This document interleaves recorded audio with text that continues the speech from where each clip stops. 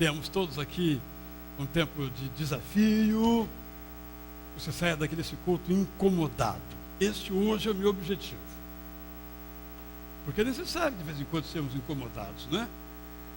Domingo passado, a esta hora, eu estava pregando em Fortaleza, na Igreja Batista de Nova Vida de Fortaleza, no encerramento da Convenção Batista dos Batistas Unidos do Ceará. E depois à noite, nos 2 cultos da noite, eu preguei na primeira Igreja Batista de Fortaleza.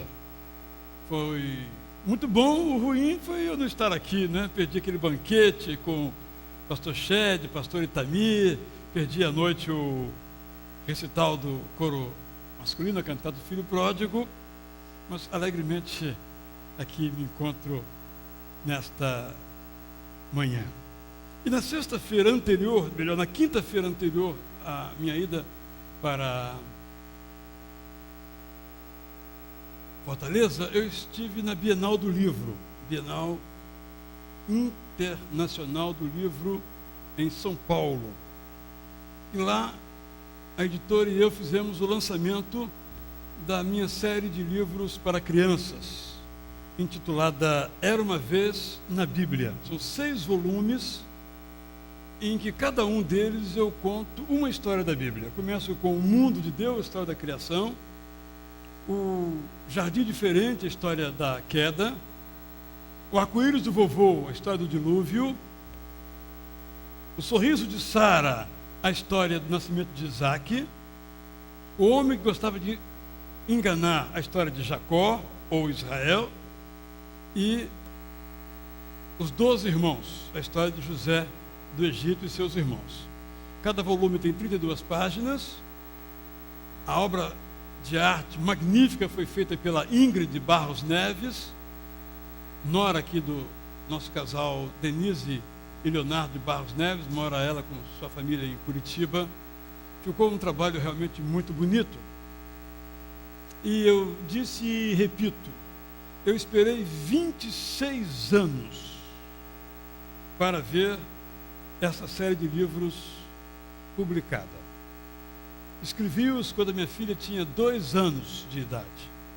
Ela hoje tem 28. Mas eu digo que o livro foi publicado na hora certa. Esta é a hora e não antes. Eu estou muito grato a Deus por isso. E também pela oportunidade de, com ele, abençoar o nosso projeto Reforço Escolar. Toda a renda líquida eu doei para o projeto Reforço Escolar. Renda líquida é em torno de 50%. Como autor, eu tenho desconto de 50% em média. Então, só esse valor que eu vou reter para pagar a editora. E os demais 50% vou doar todo para o projeto Reforço Escolar, que é um magnífico projeto no qual a igreja está envolvida. E o meu desejo é que nós também os distribuíssemos na rede pública. E uma irmã aqui, que é diretora de uma escola, disse, olha, eu vou comprar um para cada aluno. Um exemplar. Não a coleção toda, mas um exemplar para cada aluno. Disseram, então vamos fazer o seguinte, então em lugar do preço de R$10, eu vou pedir à editora que me mande com desconto para a senhora, para que a senhora então possa pagar menos e poder de fato colocar um em cada criança, em cada mão de cada criança ali na sua escola. Esse, penso, é uma maneira, um tempo bom de a gente introduzir as crianças no mundo da história da Bíblia. E eu gostaria que os irmãos tenham, todos os detalhes estão no boletim. Então estamos vendendo a R$10 um exemplar, e quem comprar a coleção toda de 6, por 50. Mas repito, 50% de todo o que for gerado irá para este ministério nosso aqui do Reforço Escolar, e vamos fazer proximamente, talvez no dia 6 de outubro, aqui no Colégio Batista, o lançamento para que todos possam vir, as crianças, brincarem um pouquinho.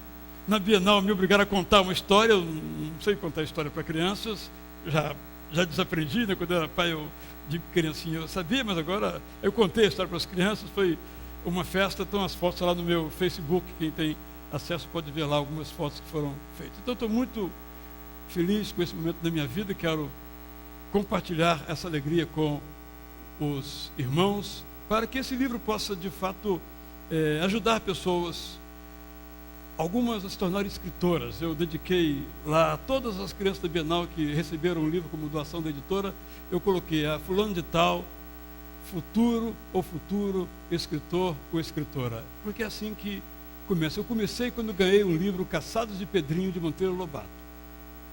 Eu disse, um dia vou ser escritor, é isso que eu quero fazer da minha vida. Tinha 9 anos, não sabia ler ainda, estava aprendendo a ler ainda naquela época. Então, isso é realmente algo que nos anima, nos motiva, que outras pessoas possam usar a literatura também para contar boas histórias e trazer bons valores. Fica aí esse meu registro de alegria nesse momento da minha vida. Pergunto se há entre nós alguém que nessa semana completou aniversário de nascimento, batismo, casamento ou outra data que queira agradecer a Deus por isso. Se houver, convido que fique em pé e venha até aqui ao meu lado para darmos graças a Deus, se esta é a sua muito feliz condição de aniversariante. Irmã Elza, irmã Estelita, irmão Paulo Campos,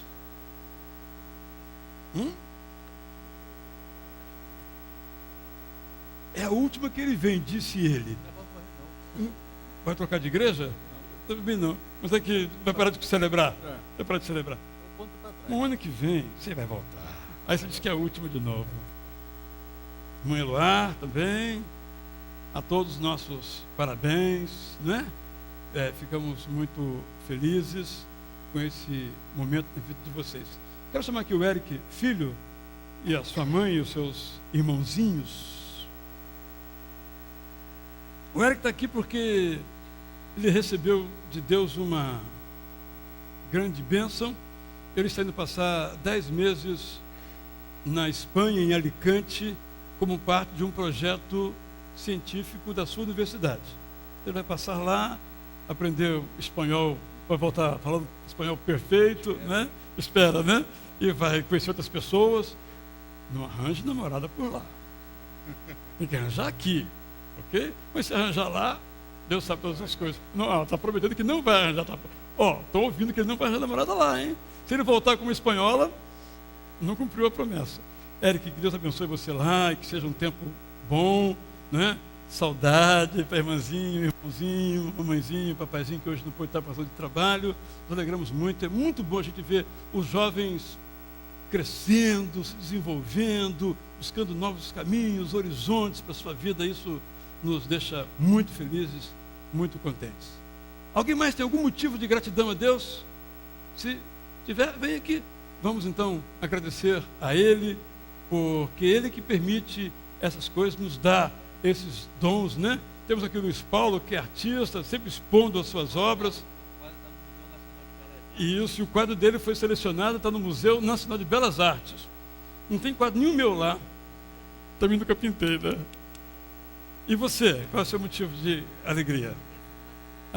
Se formou em Direito, em qual universidade? Cândido Mendes, está contente. Seu nome é? Rose. Parabéns então, Rose. Então são motivos de gratidão, porque aquilo que nós temos, aquilo que nós somos, quem é que nos dá, né? Nem sempre a gente se lembra que é Ele quem nos dá tudo que nós temos. Nos dá a capacidade, nos dá o discernimento, nos dá a saúde, nos dá a orientação, né? Isso se aplica às nossas idades, né? Parabéns então a todos vocês. Vamos ficar em pé, vamos então orar ao nosso Deus.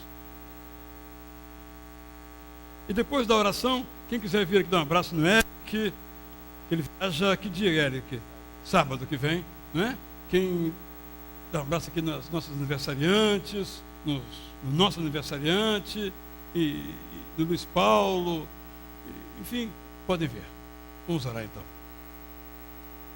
Que bom, Senhor, que o Senhor faz perfeitas todas as coisas. Posso testemunhar isso na minha própria vida, ao publicar agora, 26 anos depois, essa coleção de livros. E cada um aqui poderá testemunhar do mesmo modo. Eric, filho, sabe que não foi fácil mas contra tudo e contra todas as evidências,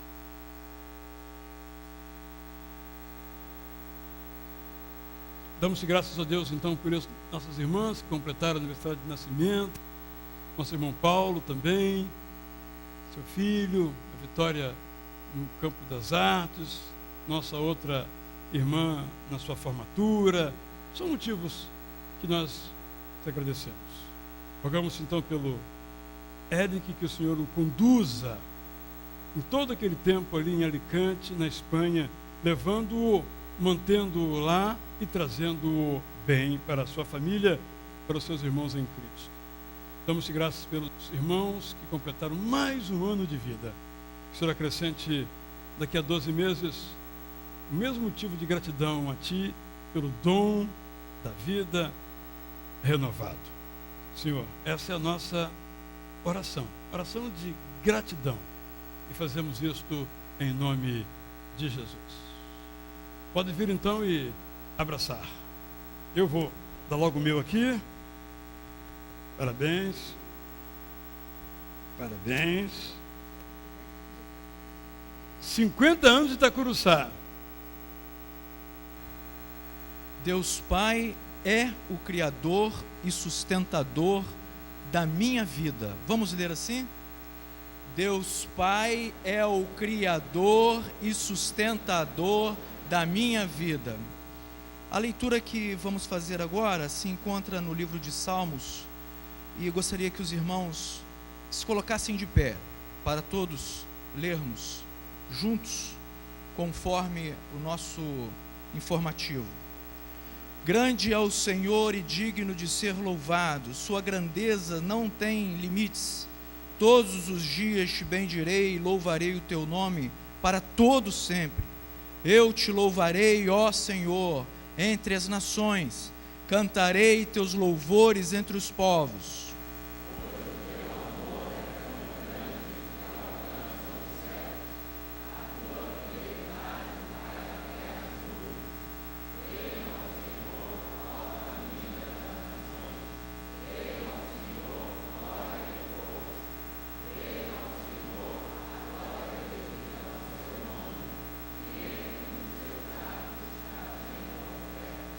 De todo o meu coração te louvarei, Senhor meu Deus.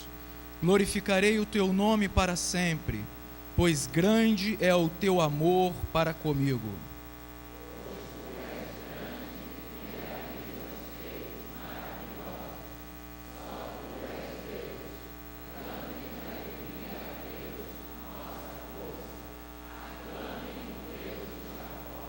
Ainda de pé, cantemos com todo o nosso coração, com toda a nossa alegria que o nosso Deus merece. Toda a natureza me fala do meu Deus.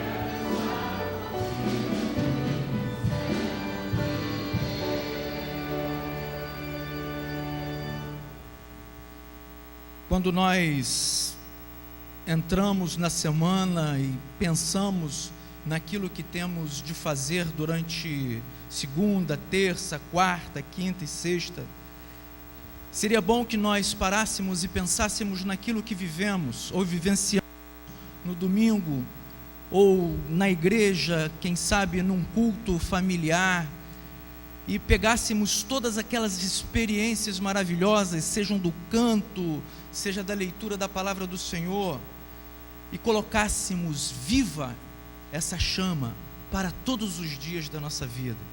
Eu tenho tentado fazer isso. Eu digo para os irmãos que não é fácil, mas eu gostaria de fazer um desafio para você.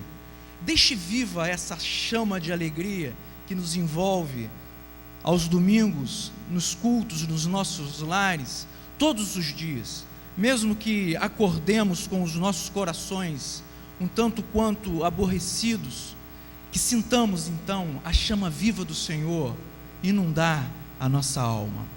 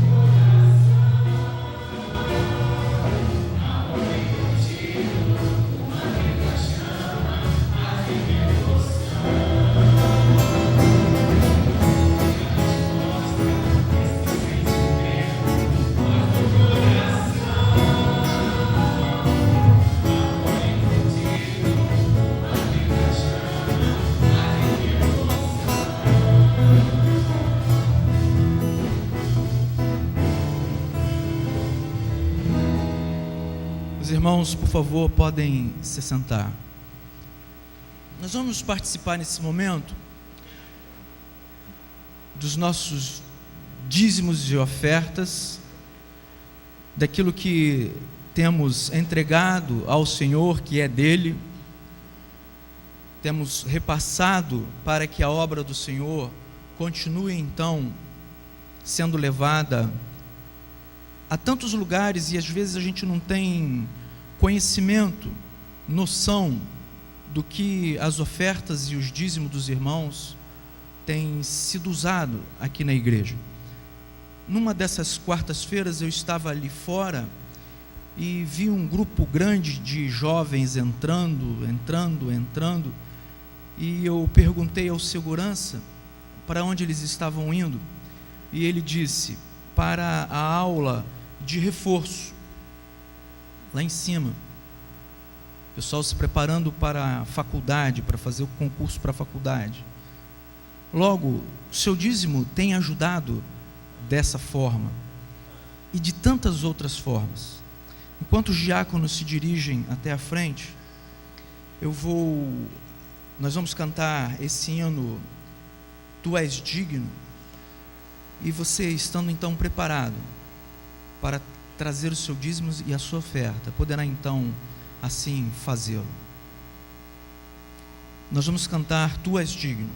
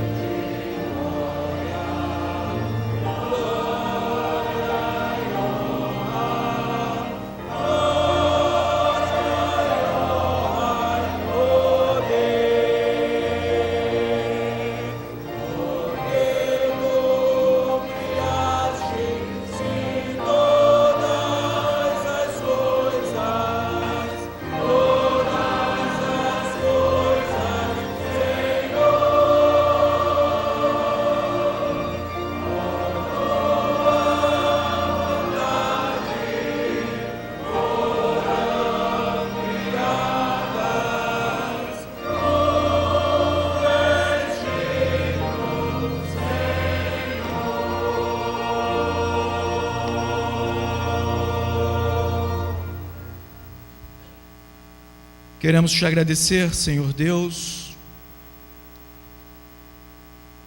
pelo nosso trabalho. Queremos te agradecer, Senhor Deus, por nossa saúde. Queremos te agradecer, Senhor Deus, pelas dificuldades que passamos, porque sabemos que ali o Senhor está para nos dar forças, para podermos superar essas necessidades, essas dificuldades. Queremos te agradecer também, ó Pai, pelos dízimos e as ofertas, que elas possam, Senhor Deus, continuar sendo usadas para o engrandecimento e o anúncio do Teu santo nome. Nós oramos assim, em nome de Jesus. Amém. Os irmãos podem, por favor, levar as salvas.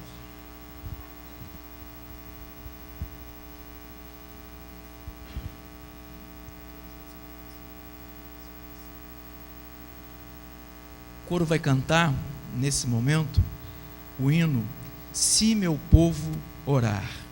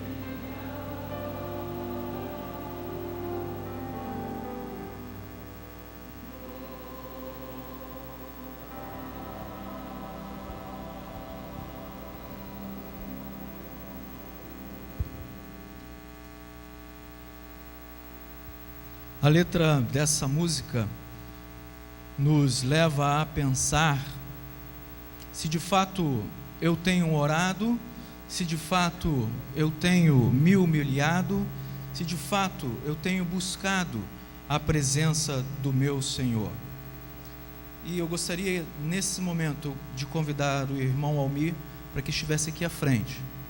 Nós vamos entregar a Deus as nossas súplicas, entregar a Deus as nossas petições, mas eu queria também nesse momento te fazer um desafio. Quantas vezes eu tenho orado, clamado ao Senhor, na minha casa ou no meu trabalho? Quantas vezes eu tenho lido a palavra do Senhor? Será que somente aos domingos, quando venho à EBD, ou quando eu participo da mensagem, ou das leituras aqui?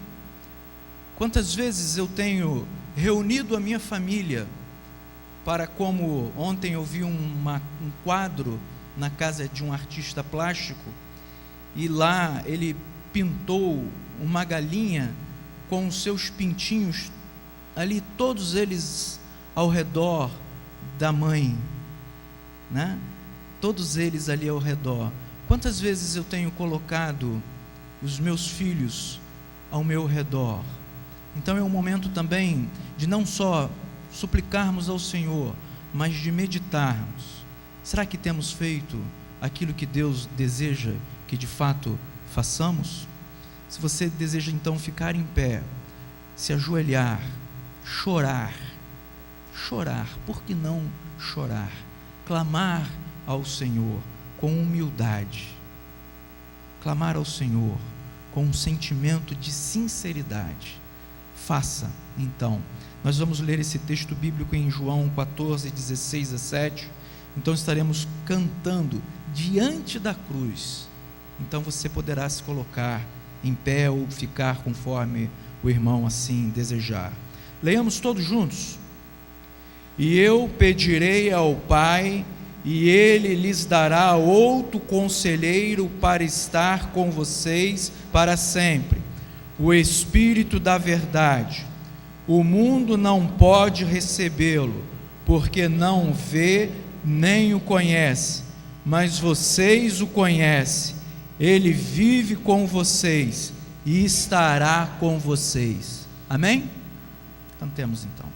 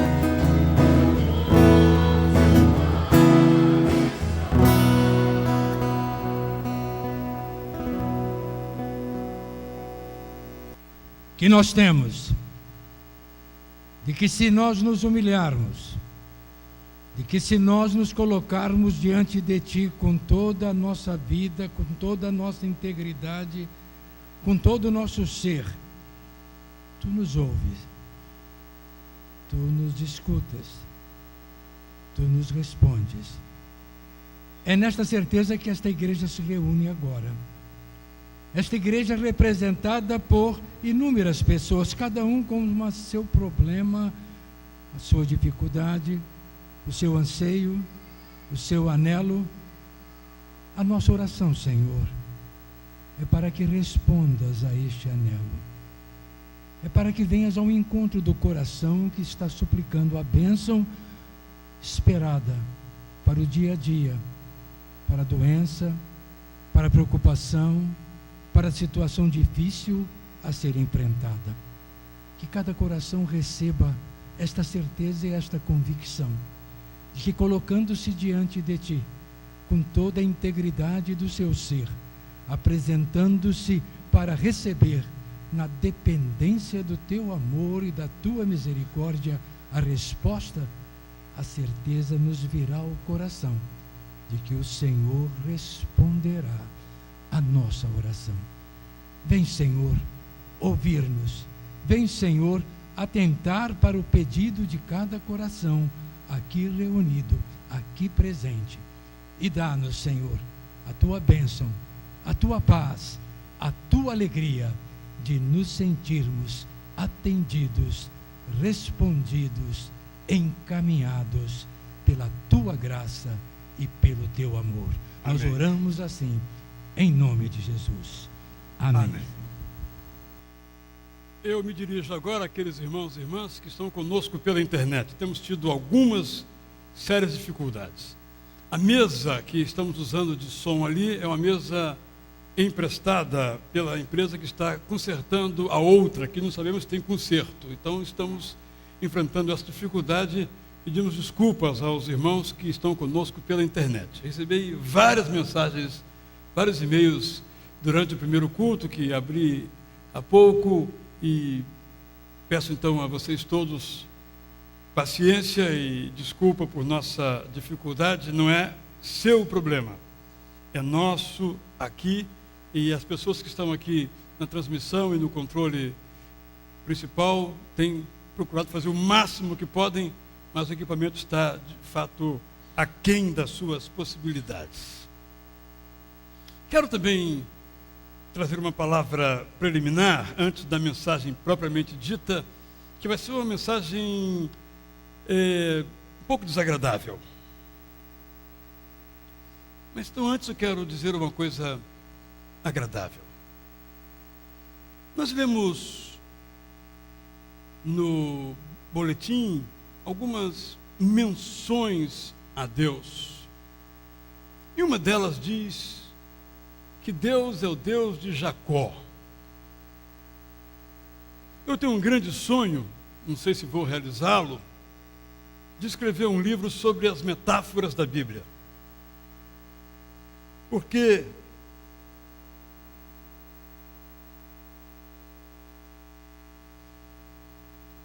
toda a linguagem humana, quando fala das coisas sublimes, se expressa por figuras de linguagem.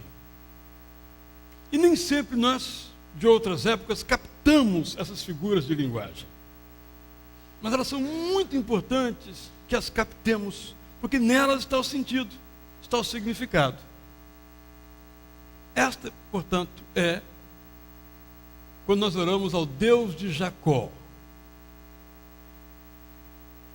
O que significa essa metáfora?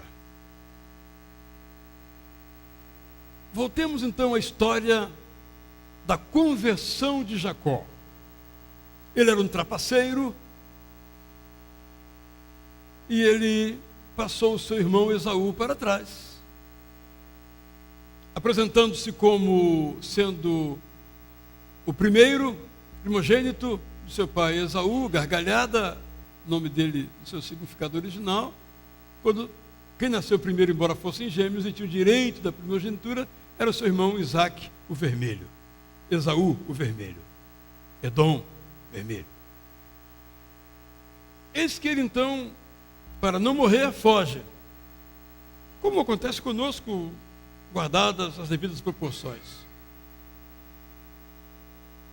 Cansado da viagem feita a pé, por trilhas não sinalizadas, sem GPS, ele dormiu numa cama deliciosa, feita de pedras, e um travesseiro ainda mais gostoso, também feito de pedra. E ao dormir ele sonhou.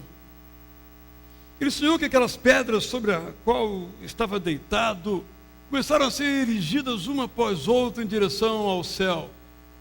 Ele viu Deus então com seus anjos subindo e descendo por aquela escada. Quando ele acordou, ele então disse: Deus estava aqui e eu não sabia. Ou seja, se pensarmos na teologia do mérito, que Deus só faz o bem àqueles que merecem, Jacó estava fora. Era um bandido em fuga. Mas Deus o socorreu. E quando então ele percebe que teve mais do que um sonho, mas uma visão, mais que uma visão, uma presença real de Deus, ele então entende que é amado por Deus e não precisa mais passar ninguém para trás. E toda a vida de Jacó se desenvolve a partir desta experiência luminosa, reveladora, teofânica, isto é, da presença de Deus. Em segundo lugar, então, essa história nos mostra que nossa experiência pode ser essa também, e tem sido certamente: Deus é sempre presente. Não importa se estejamos fugindo de algo ou de alguém. Não importa até mesmo que não estejamos fazendo aquilo que devamos fazer do ponto de vista moral. Deus nunca nos abandona. Mas é claro, Jacó podia ter acordado e dito assim: tive um sonho legal essa noite. E ponto. Mas a sua interpretação fez com que aquela história despertasse nele, que estava dentro dele, o desejo de servir a Deus, que a vida dificultou, impossibilitou, os percalços, as disputas, os conflitos, como acontece também nas nossas vidas. Quando oramos então ao Deus de Jacó, não oramos a um Deus que se revelou a Jacó há aproximadamente 3.900 anos. Nós oramos a um Deus vivo, que lá se apresentou e aqui hoje também se apresenta, fazendo uma escada entre nós e Ele. E sabemos que essa escada tem um nome. O nome dessa escada é Jesus. Aquele que nos abriu de modo franco todo o acesso ao coração do Pai. Uma promessa. Gostaria que ela, nesta manhã, pudesse aquecer o seu coração. Porque agora eu vou trazer a palavra de Deus e expô-la, e ela não é muito agradável. É um desafio, demanda resposta, exige que cada um de nós reflita sobre a sua própria vida. Eu estou pregando no contexto da ceia sobre o credo apostólico, esse resumo da fé cristã que não pertence a batistas ou metodistas, luteranos ou católicos romanos.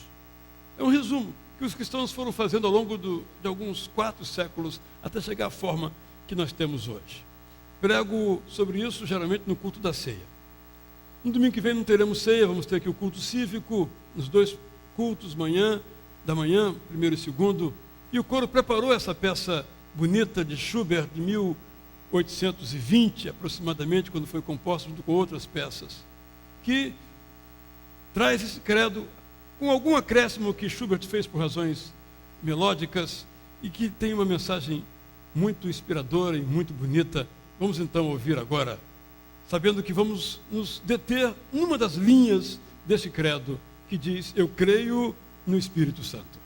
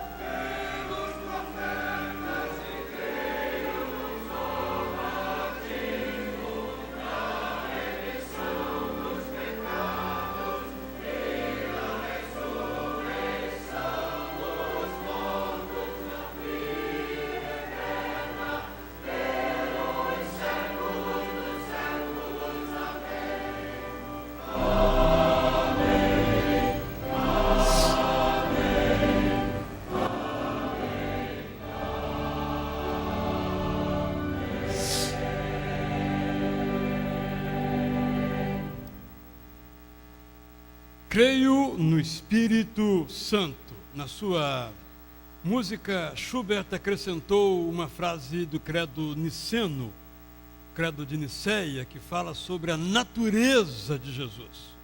No chamado credo dos apóstolos, no entanto, a expressão é esta, curta: creio no Espírito Santo. Crer no Espírito Santo implica em crer na Trindade. Esta palavra que não aparece na Bíblia, mas cujo conteúdo permeia toda a Bíblia, sobretudo o Novo Testamento. Selecionei cerca de uma dúzia de versículos ou parágrafos da Bíblia, Novo Testamento, em que Pai, Filho e Espírito Santo estão juntos. Já li alguns deles, vou repetir, sem me deter em nenhum deles. Primeiramente, Mateus 28, 19 a 20. Portanto, vão e façam discípulos de todas as nações, batizando-os em nome do Pai, do Filho e do Espírito Santo, ensinando-os a obedecer a tudo que eu lhes ordenei. E eu estarei sempre com vocês até o fim dos tempos. A outra expressão nós a encontramos em Lucas 1, 34 a 35, por ocasião da comunicação a Maria de sua gravidez, que então ao anjo perguntou: como acontecerá isso se sou virgem? O anjo respondeu: o Espírito Santo virá sobre você e o poder do Altíssimo Pai a cobrirá com a sua sombra. Assim aquele que há de nascer será chamado Santo Filho de Deus. Lucas 10, 21 registra que naquela hora Jesus, exultando no Espírito Santo, disse: eu te louvo, Pai, Senhor dos céus e da terra, porque escondeste essas coisas dos sábios e cultos e as revelaste aos pequeninos. Sim, Pai, pois assim foi do teu agrado. Em João 14, 26 a 27, nós nos deparamos com a oração de Jesus, em que ele diz: o conselheiro, o Espírito Santo, que o Pai enviará em meu nome, lhes ensinará todas as coisas e lhes fará lembrar tudo o que eu lhes disse. Deixo-lhes a minha paz lhes dou. Não a dou como o mundo a dá. Não se turbe o seu coração, nem tenham medo. Mais adiante, em Atos 2, 32 a 33, Pedro resume a ação do Pai, do Filho e do Espírito Santo das seguintes palavras, discursando naquele dia do Pentecoste: Deus ressuscitou esse Jesus e todos nós somos testemunhas desse fato. Exaltado à direita de Deus, ele recebeu do Pai o Espírito Santo prometido e derramou o que vocês agora veem e ouvem. Gálatas 4, 6 a 7 nos mostra de novo a Trindade em ação. E porque vocês são filhos, Deus enviou o Espírito do seu Filho ao coração de vocês, e ele clama: Abba, Pai. Assim, você já não é mais escravo, mas filho, e por ser filho, Deus também o tornou herdeiro.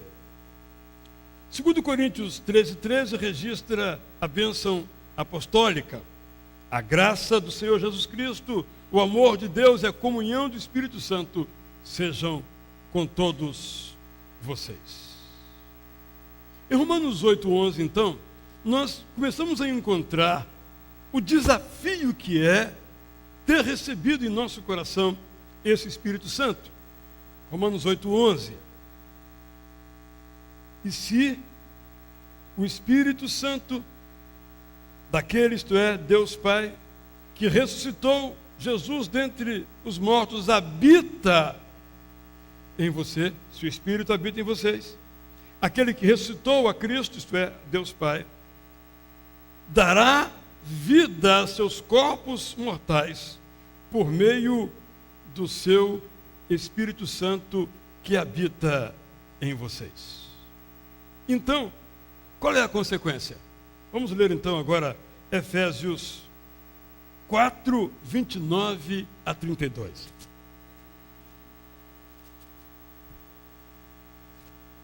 Nenhuma palavra torpe saia da boca de vocês, mas apenas a que for útil para edificar os outros conforme a necessidade, para que conceda graça aos que a ouvem, isto é, graça àqueles que ouvem aquilo que você vai dizer. Não entristeçam o Espírito Santo de Deus, com o qual vocês foram selados para o dia da redenção. Livrem-se de toda amargura, indignação, ira, gritaria, calúnia, bem como de toda a maldade. Sejam bondosos e compassivos uns para com os outros, perdoando-se mutuamente, assim como Deus os perdoou em Cristo. Jesus, então, ensina-nos as cartas de Paulo, mostram-nos os evangelhos de modo efetivo, historicamente falando. Veio nos fazer uma oferta de paz. Paz ao coração. E quando essa paz é recebida no nosso coração, ela dispõe o nosso próprio coração para viver uma vida apaziguada pelo Espírito Santo. Ou seja, ter o Espírito Santo dentro de nós significa que a nossa vida é apaziguada, tornada em paz pelo Espírito Santo. Então o apóstolo Paulo diz: meus irmãos, não entristeçam o Espírito Santo de Deus.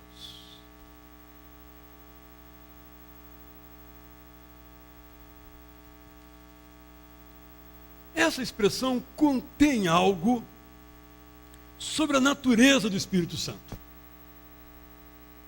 Digamos que você saia daqui hoje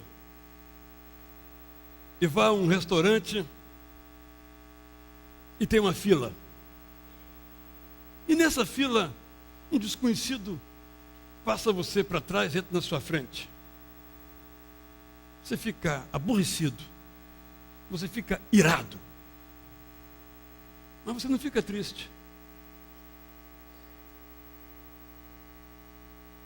Mas se você chegar em casa hoje, e lá pela tarde a sua filha ou o seu filho, a quem você ama e que ama você, lhe diz um impropério, diz uma palavra dura, um xingamento, você fica irado, aborrecido, mas principalmente você fica triste.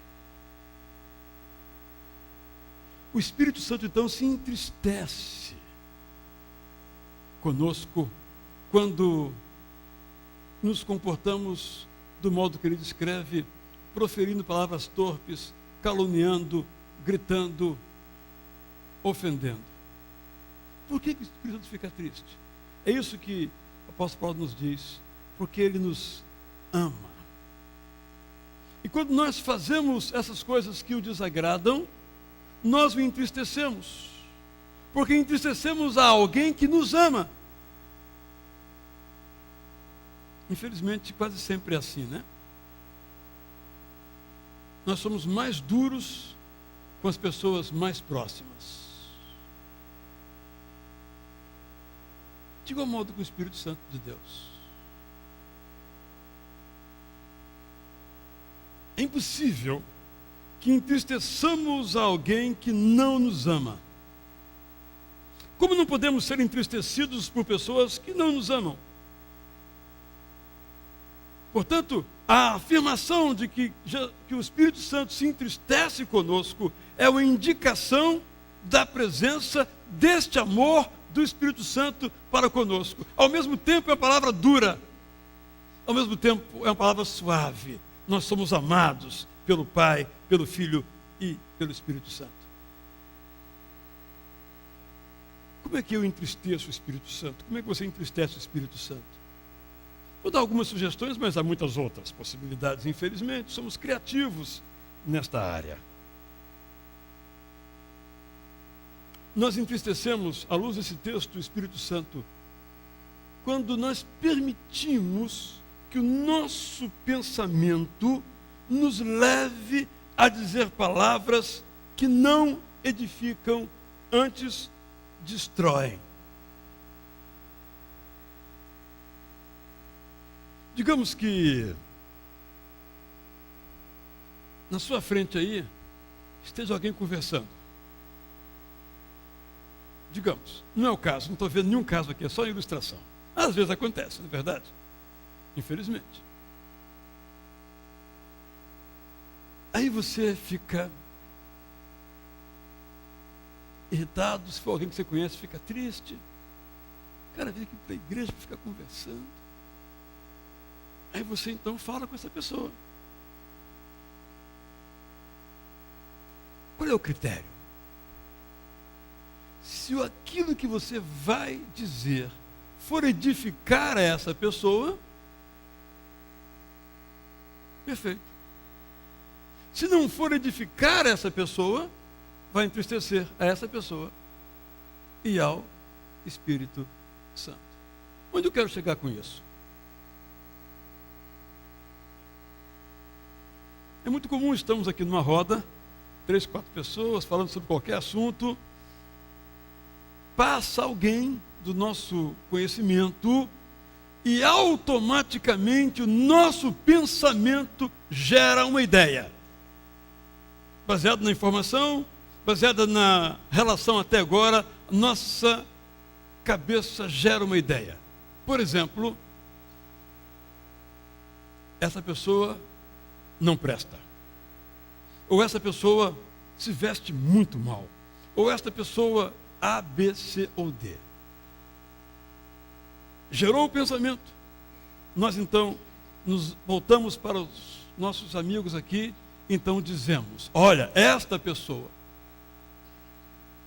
Gente, faz um sucesso esse tipo de comentário. Porque logo ele é acrescido de outro comentário e de mais outro comentário sobre aquela pessoa. Parece que se não houver isso, não tem conversa. É uma diversão falar mal dos outros. Uma alegria que traz tristeza ao Espírito Santo. Onde eu quero chegar? Claramente o que o texto diz é o seguinte: aquilo que eu falo de uma pessoa, eu posso falar a esta pessoa? Isso que eu falo a esta pessoa edifica essa pessoa, melhora essa pessoa? Ou é apenas a expressão do que eu acho? Não, porque comigo é o seguinte: eu digo o que eu penso. Bom, ok, eu digo o que eu penso. Mas isso que eu penso e digo entristece o Espírito Santo de Deus? Estou falando de um critério.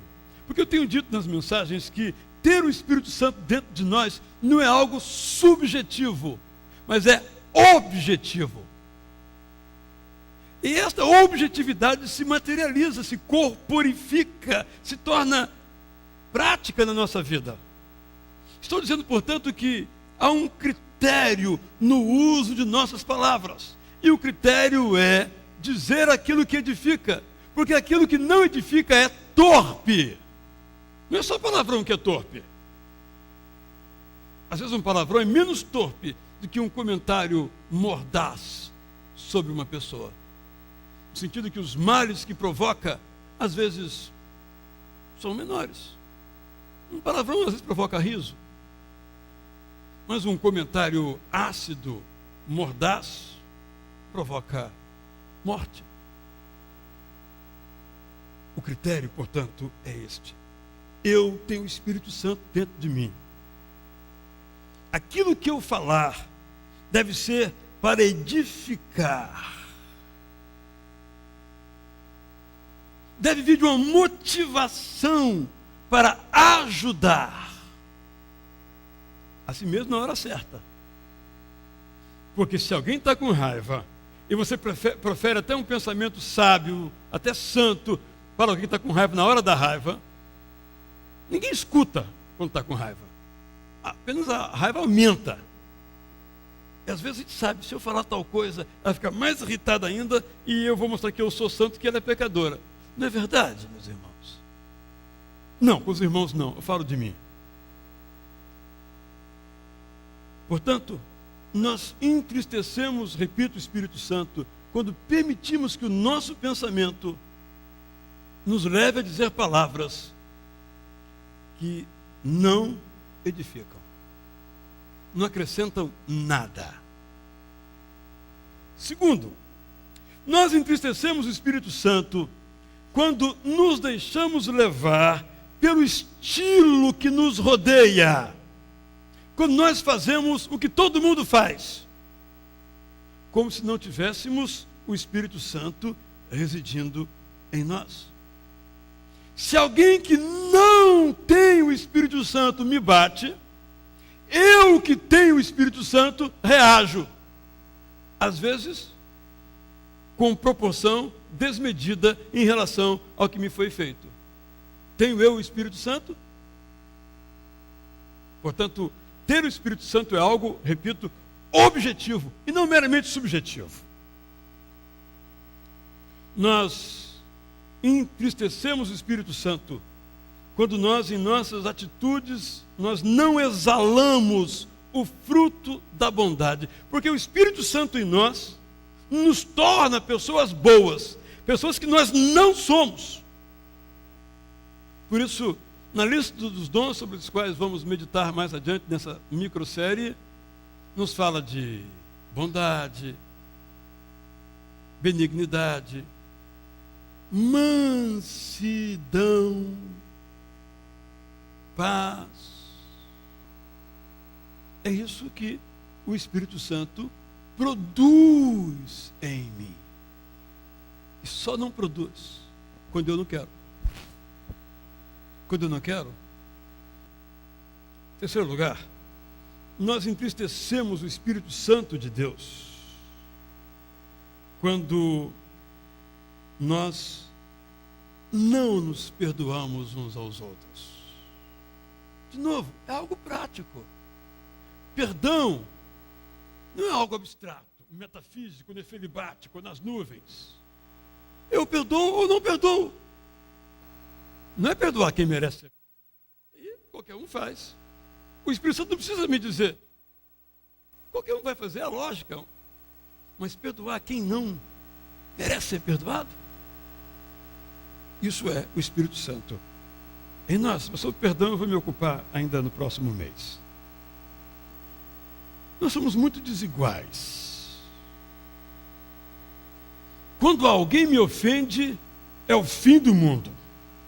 Quando eu ofendo, eu quero ser compreendido. Eu estava sob pressão, uma tensão danada, não sabe o que estava passando. Mas quando eu sou ofendido, é que a pessoa que fez isso não vale nada mesmo, não presta. Somos muito desiguais.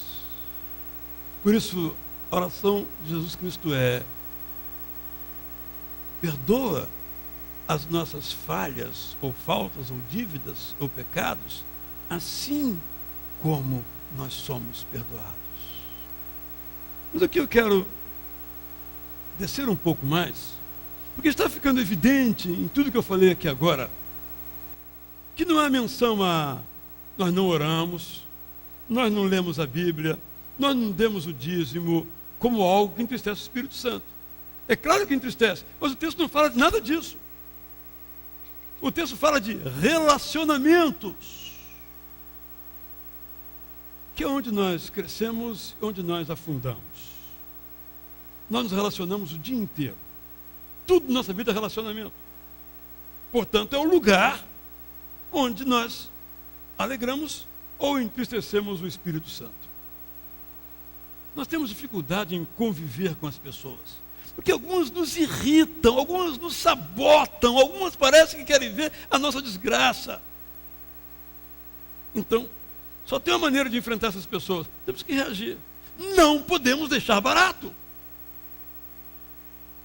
Por isso, o pensamento que trago aqui do pastor já falecido Ray Stedman, um dos seus sermões sobre esse texto, ele diz as seguintes palavras que vou ler pausadamente, que me tocaram profundamente quando as li.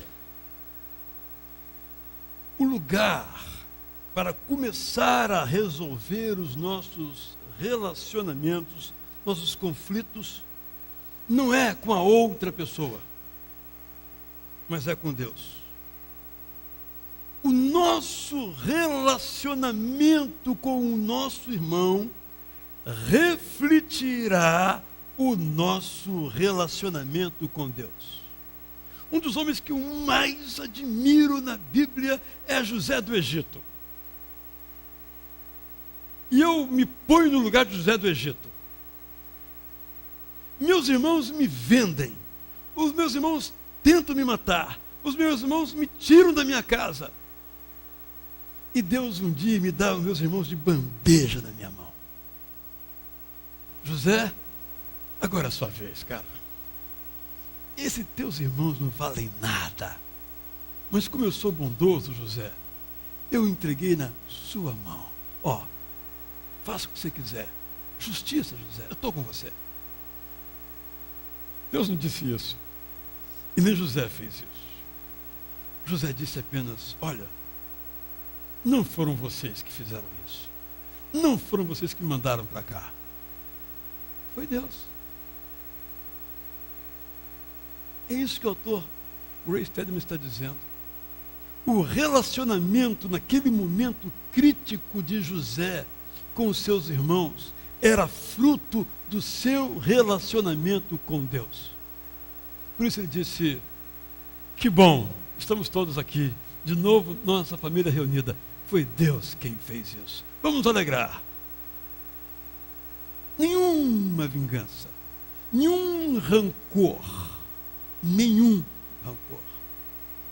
Porque o relacionamento de José com os seus irmãos e com qualquer outro era o resultado do seu relacionamento com Deus, ao ponto de o próprio Faraó dizer, em quem encontraríamos que tivesse o Espírito de Deus dentro dele? Palavra do Faraó, pagão.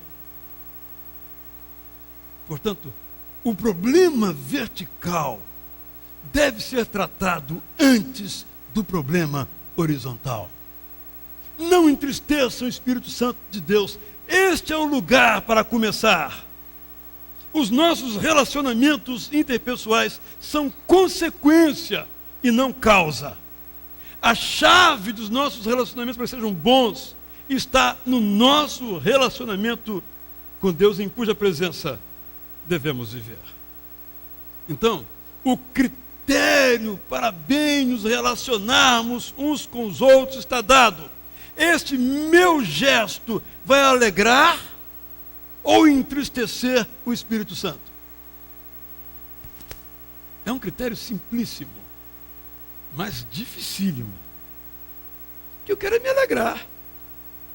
Seja me vingando, seja retribuindo justamente. Mas o critério é este. Nós sabemos que o Espírito Santo um dia nos convenceu do nosso pecado e nos converteu.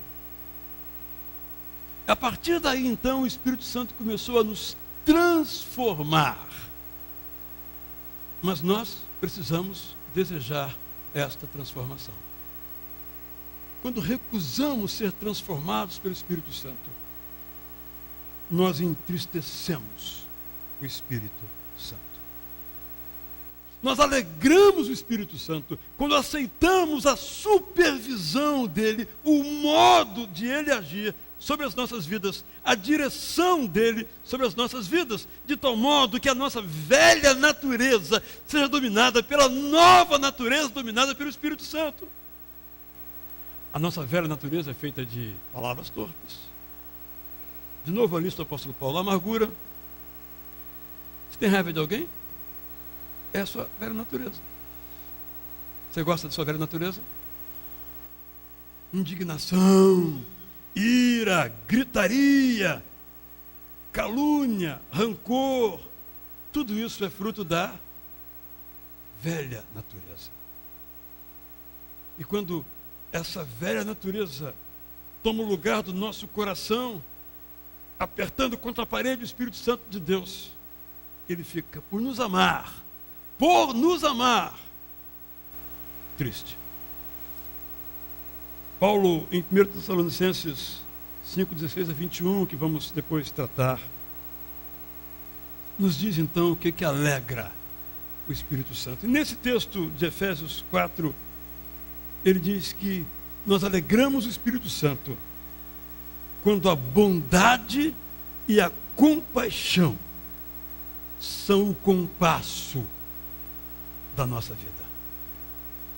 Palavras simples, estas que proferi, mas palavras difíceis. Palavras que nos colocam um horizonte de vida. Palavras que nos apresentam um critério. Porque eu posso dizer, não, o Espírito Santo está comigo. Mas se a minha vida produz do interior para o exterior calúnia, rancor, gritaria, palavra torpe, ira, indignação, não há nenhum reflexo, eu posso até dizer, mas nenhum reflexo de que o Espírito Santo habita em mim. Portanto, dizer eu que o Espírito Santo habita em mim deve me dar o desejo de sempre alegrar o Espírito Santo de Deus. O que fazemos então? O que eu faço? A minha velha natureza gosta de algumas coisas que são da velha natureza. Mas eu tenho uma nova natureza. E diz Paulo que no meu coração a velha e a nova estão em conflito. E a tendência é a velha ganhar. A menos que eu diga, Espírito Santo, vai moldando esse coração aí. Isso é bicho ruim. Passa um polimento aí, vai lixando isso daí. Vai apagando a ira. Vai dando um jeito na minha boca. Que é isso que eu quero para a minha vida, eu quero te alegrar.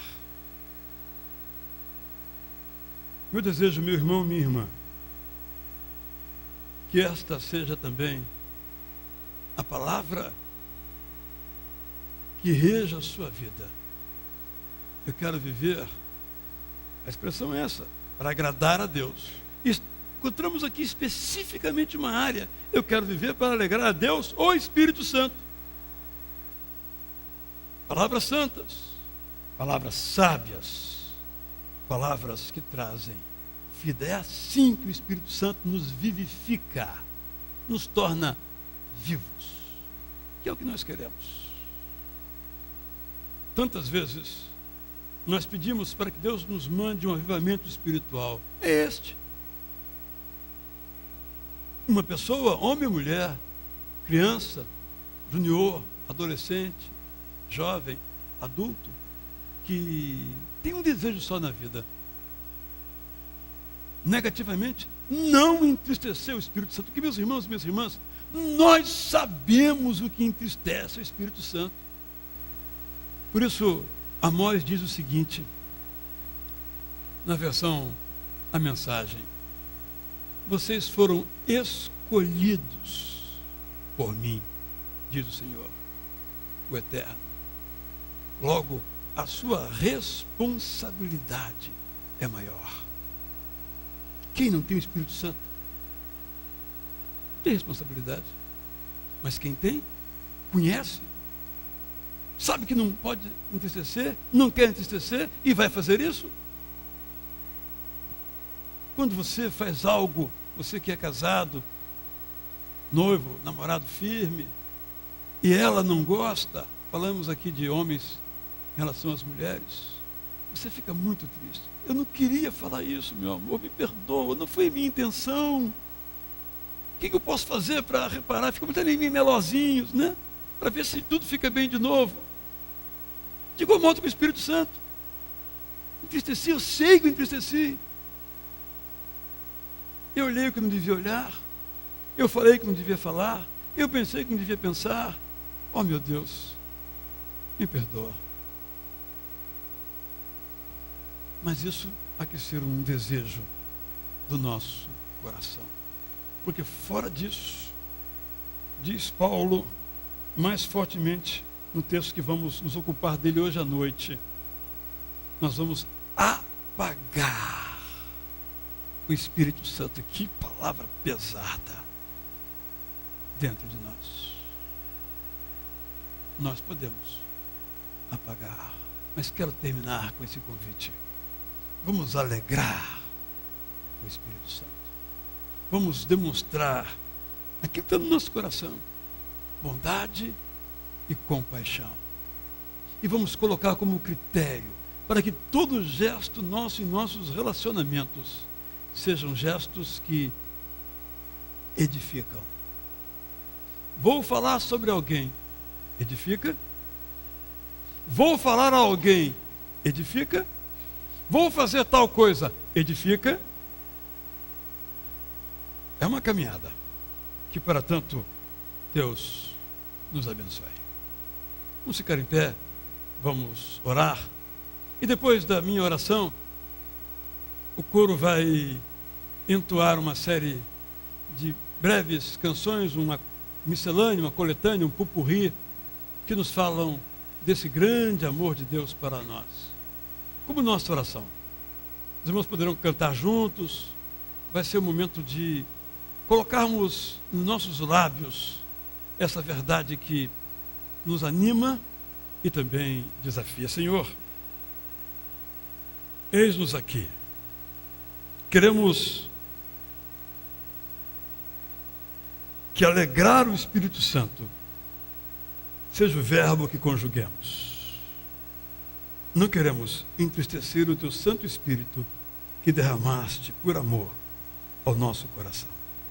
Senhor, ajuda-nos para que o Espírito Santo nos transforme, para que a nova natureza que o Espírito Santo gerou em nós vença a velha natureza que ainda dá os seus ferrões no nosso coração, tirando a alegria da vida cristã, que é a alegria de dar prazer ao Espírito Santo. Ajuda-nos, ó Deus, em nome de Jesus.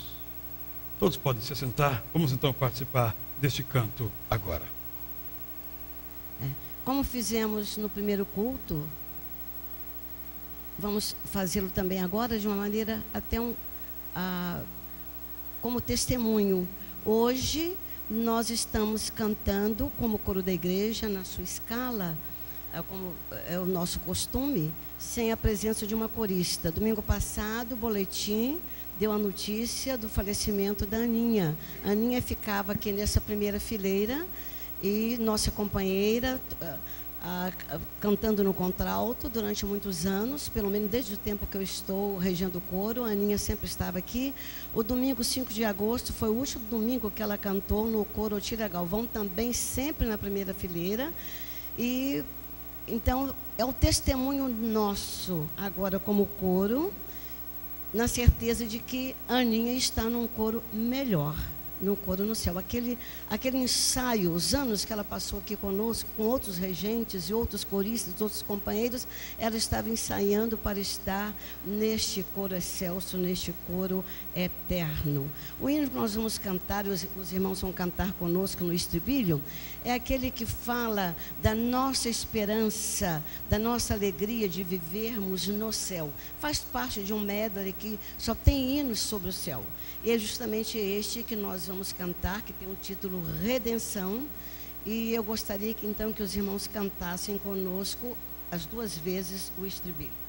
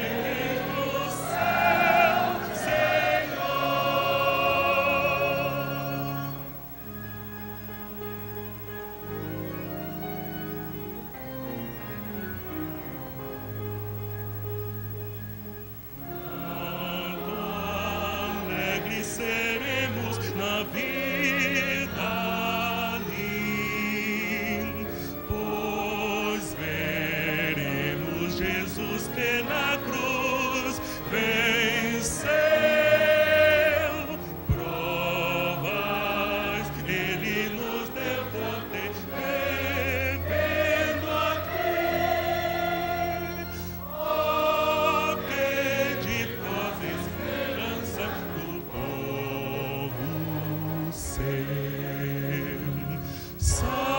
Salvos por Jesus cantaremos nós nos céus, glória, glória, paz, salvação do Senhor.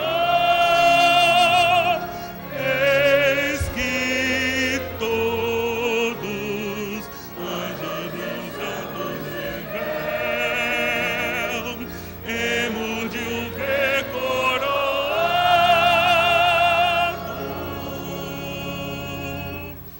Rei do céu, Senhor.